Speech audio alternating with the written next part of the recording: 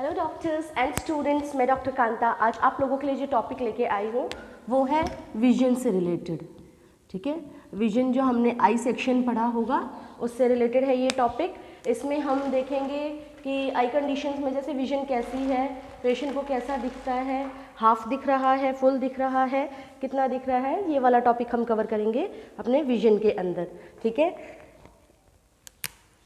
तो सबसे पहले हम जो देखेंगे वो ये देखेंगे कि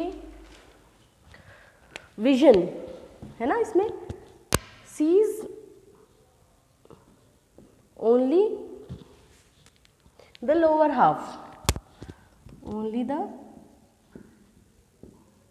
लोअर हाफ।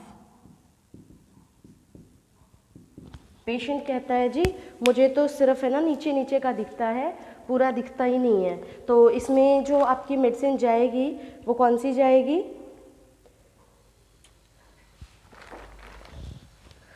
इसमें आपकी मेडिसिन जो जाएगी वो जाएगी ऑरमेट।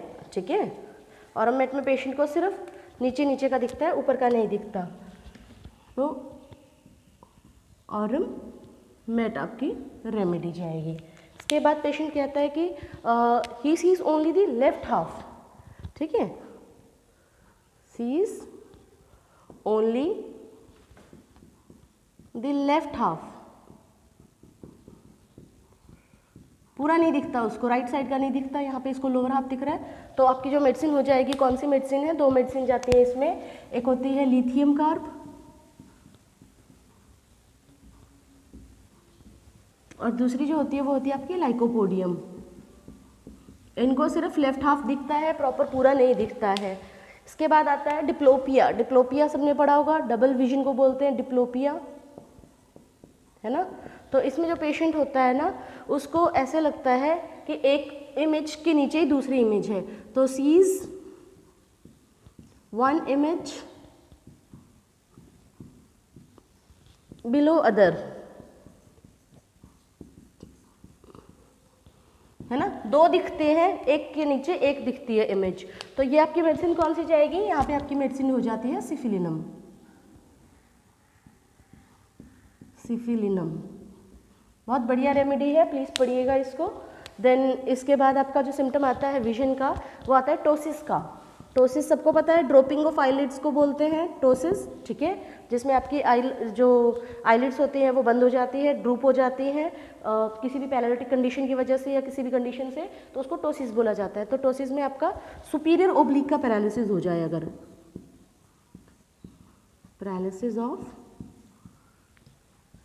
Superior oblique. तो कौन कौन सी मेडिसिन है जिनमें ये टोसिस की कंडीशन दिखती है?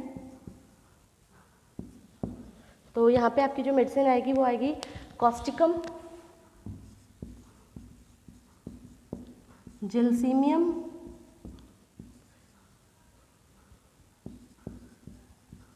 सिफिलिनम। ठीक है, इसके अलावा आपकी मेडिसिन आएगी graphites and sepia, graphites and sepia.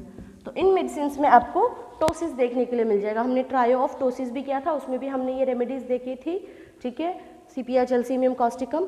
Next आपका जो सिम्टम आता है वो कौन सा आएगा विजन में? वो ये आएगा कि can see object only when looking at sidewards. जब वो साइडवेज देखता है, साइड्स में देखता है, तभी वो सिर्फ ऑब्जेक्ट को देख सकता है। अगर वो सीधा देखेगा तो वो ऑब्जेक्ट को नहीं देख सकता, है ना। तो लिखेंगे can see only when looking sideways, है ना, साइड्स में देखेगा तभी देख पाएगा। तो ये मेडिसिन कौन सी आएगी? इसमें आपकी मेडिसिन जो आएगी वो आएगी ओलिएंडर। इसके बाद आपका जो सिम्टम आता है वो ये आता है कि patient sees better when keeping the head या फिर shading the eyes with hands. जब पेशेंट अपनी आईज को ऐसे हाथ से शेड करके देखेगा तभी वो प्रॉपर देख पाता है। तो patient sees well, patient sees well on shading the eyes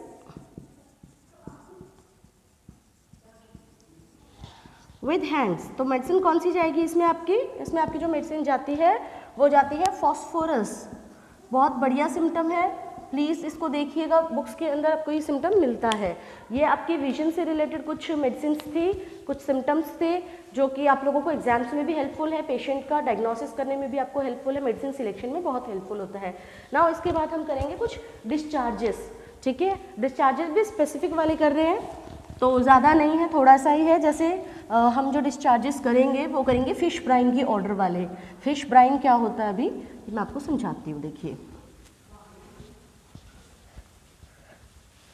okay, अभी कर रहे हैं डिस्चार्जेस, कर रहे हैं हम डिस्चार्जेस स्पेशली ब्राइन ऑर्डर के। ब्राइन एक्चुअल में होता क्या है?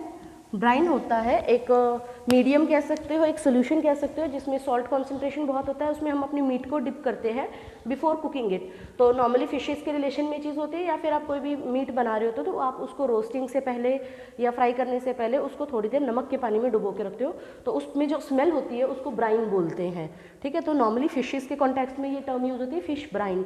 तो कुछ ऐसे डिस्चार्जेस जिनकी बदबू जो है वो ब्राइन जैसी आएगी, फिश ब्राइन जैसी आएगी, हम वो टॉपिक करेंगे अभी। तो सबसे पहले जैसे आपका जो डिस्चार्ज होता है रेक्टम से, it's smelling like herring brine. Discharge है, discharge from rectum smelling like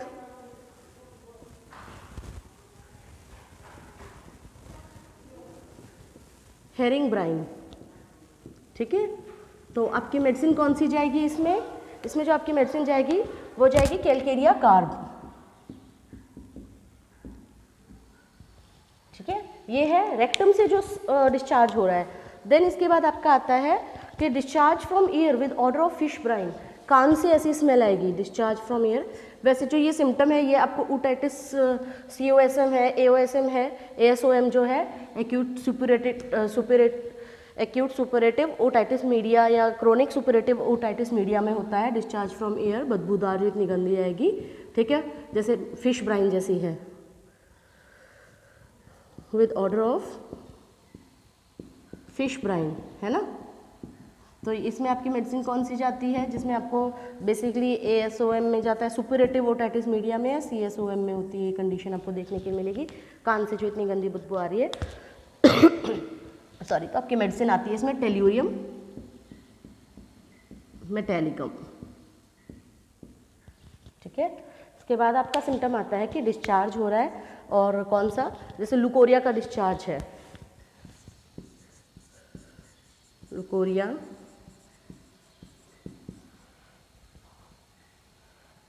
with odour of fish brine, है ना। मछली के जो पानी जैसा है, इतनी गंदी स्मेल आती है लुकोरिया में भी। तो आपकी मेडिसिन आती है इसमें सेनिक्यूला एक्वा।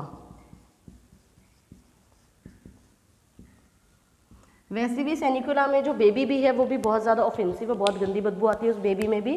तो ये मेडिसिन भी इंपॉर्टेंट है, पढ़ने वाली मेडिसिन है।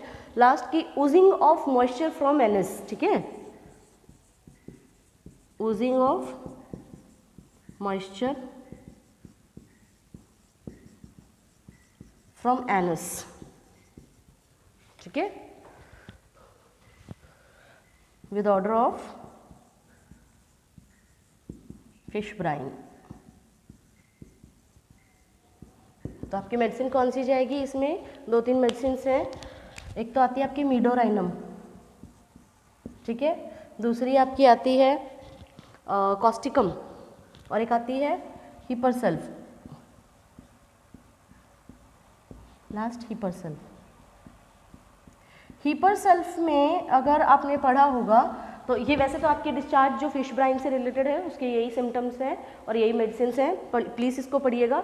बाकी हिपरसल्फ के बारे में एक इम्पॉर्टेंट और अच्छी चीज़ ये है कि आपको इसमें पायरोमेनिया देखने के लिए मिलता है। पायरोमेनिया होता क्या है? पायरोमेनिया मतलब आग से देख के, आग को देख के ना, ये on seeing the fire patient जो होता है ना बहुत इम्पल्सिव हो जाता है।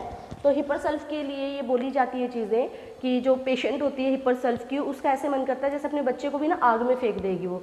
फायर को देख के ना वो बहुत ज़्यादा इम्पल्सिव हो जाते हैं, पायरोमेनिया कंडीशन होती है और हिपरसल्फ में पर्टिकुलर मिलती है। अगर आप कैंट की मटीरिया मेडिका पढ़ते तो उसमें जो आप माइंड सेक्शन इसका पढ़ेंगे हिपरसल्फ का, तो आपको एक बहुत डिटेल वर्जन मिल जाएगा हिपरसल्फ का पायरोमेनिया के रिलेशन में, ठीक है। एक कंडीशन होती है क्लेप्टोमेनिया, ये पायरोमेनिया हो गया हिपरसल्फ का। क्लेप्टोमेनिया में सिर्फ एक मेडिसिन है हमारी होम्योपैथी में।